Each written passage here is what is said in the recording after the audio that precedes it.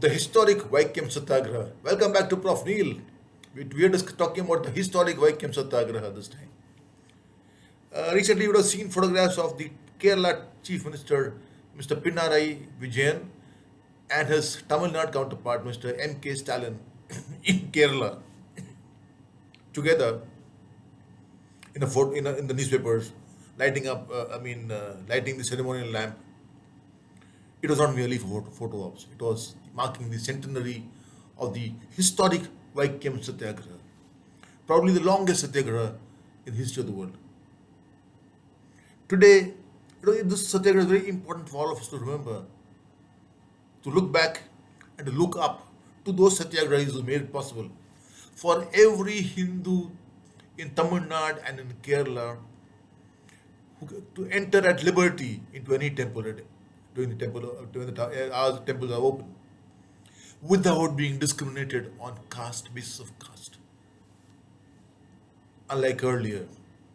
And these satyagrahis were a mix of all castes. That is the beauty of it. Where is Vaikom? Vaikom is a small town in Kerala. It was then a small town of the princely town of state of Kerala, Travancore. It there is a very historic and a very revered Shiva temple, the Mahadeva temple, the Vaikom Appan temple, and that was the focus of attention. Being the problem being that all the roads leading to the temple were not they were not the then so-called lower caste in the caste system were not allowed access. They discriminated. So in the 1923 Congress, All India Congress Committee meet at Kakinada, T.K. Madhavan and Erwa himself, that's supposed to be low caste those days, presented the matter, it was adopted, and a resolution against untouchability was passed. This was taken up by the Untouchability Committee of the Kerala Pradesh Committee, Congress Committee in January 1925.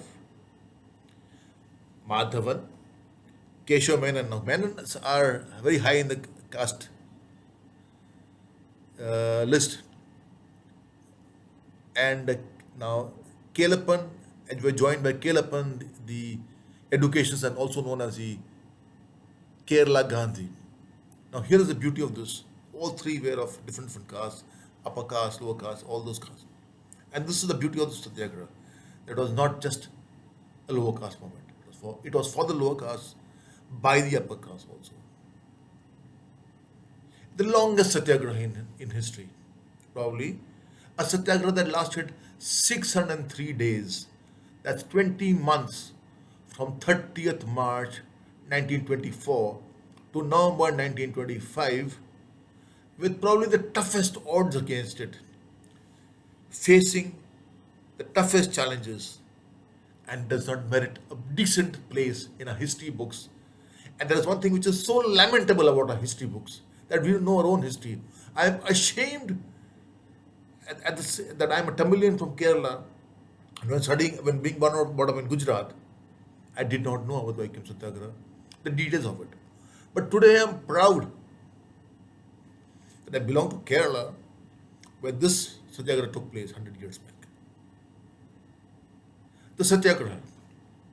On 30th March 1924, the Satyagrahis walked in a procession up to the place where the Operation Suppress were cautioned from not proceeding ahead.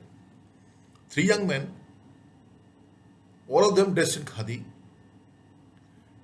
went up to the policemen there. The police asked for the caste. They refused to give the caste, and they sat down there in protest. They were arrested, taken away. Three more came in. The typical Gandhian tactic that you see in the Salt March at in the film Gandhi, and other satyagrahas that happened, the Kheda Satyagraha, wherever that the satyagraha took place. Ahimsa, purely non-violent. To break this kept going on and on. The police were the wit sent to do what? So they arrested the leader of the movement, the three pioneers. That further ignited the Satyagrahis. Now, because most of the Sikh Satyagrahis were youth. I mean, youth get inflamed. When they take to the streets, there is mayhem. This inspired the youth more to come out on the streets to join the Satyagraha. That's what they did. But there's a mature mind there, George Joseph, a congressman and an advocate, who read the signals and thought maybe, who surmised that there should be a strong leader to lead this movement, or it might fall, it might just break into pieces anytime. He invited the Tamil Nadu Congress Committee chief, Periyar, E.V. Ramaswamy Periyar. Now, Periyar was a tall figure, not just because he was a Congress Committee chief, but because he was known for his fiery speeches, for rallying people, for these sort of things. For anything which was against, which was unjust, which was discriminative. So Periyar came into the scene from Madurai, and the movement got a leader. With Periyar rallying people at in his speeches around, in and around Vaikom, women also poured into the movement. Now that left the authorities in a problem. So they did the best next. They did the next best thing. They arrested Periyar and sent him to Tamil Nadu. He was released. He came back, started the same thing again. This time they arrested him and kept him in Tamil Nadu. They did not release him. And George Joseph was told, advised by Mahatma Gandhi. Now remember, all of you younger generation, you have to remember in those days was the letters, and the letters took time to reach. Telegrams took time to reach. Sometimes it was not communicative. It was not very clear. Despite all these words, these things happened. So now what happened? George Joseph was anyway dragged into the process of the Satyagraha, despite the Mahatma Gandhi warning him not, cautioning him not to get into it because it was a Hindu affair. He was arrested. The temple authorities now decided to do the final thing. They barricaded the temple premises totally. They said this is the best way. The Sikhs, the Sardars of Punjab, the Sikhs, the Akalis, you can count on them. If there's any community in India whom you can count on in a crisis, and they are the Sikhs. The Sikhs arrived and they did what they could do best. They opened up a community kitchen, the langar, to feed the Satyagrahas. But they also had to withdraw because the Mahatma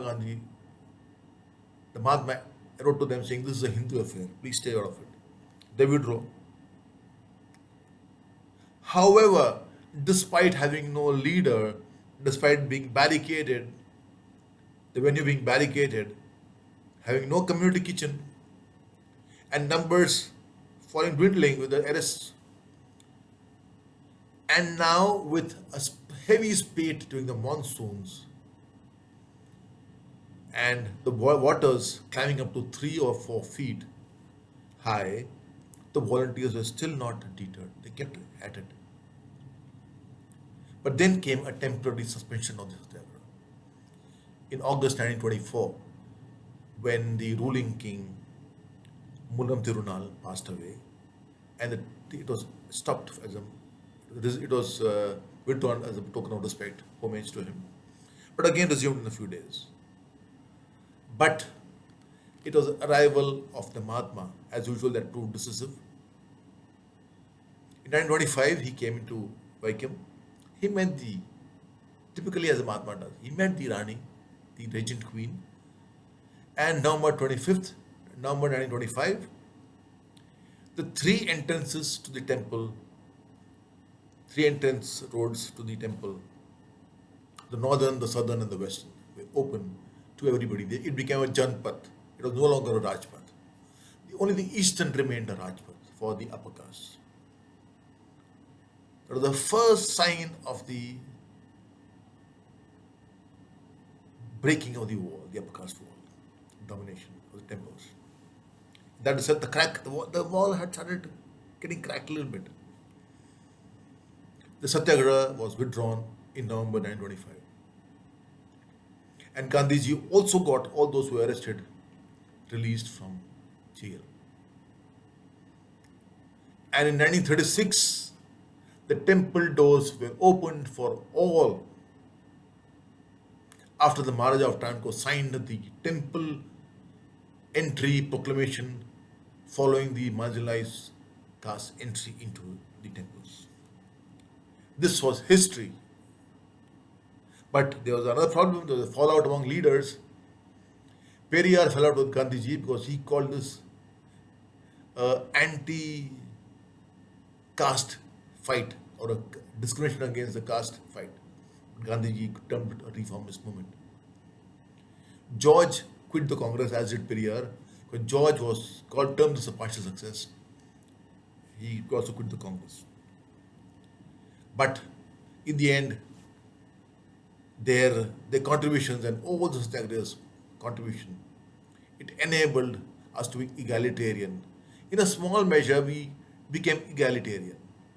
The beginning of being egalitarian, the Hindu community, and the caste system slowly becoming eroding away. The stigma of being an untouchable was eroded away, thanks to all these Satyagrahis, and thanks to these three pioneers, and thanks to Gandhiji, thanks to Periyar, and thanks to all those leaders, and also to the upper caste who joined the fight against their own community for the oppression suppressed. And that's something which I love.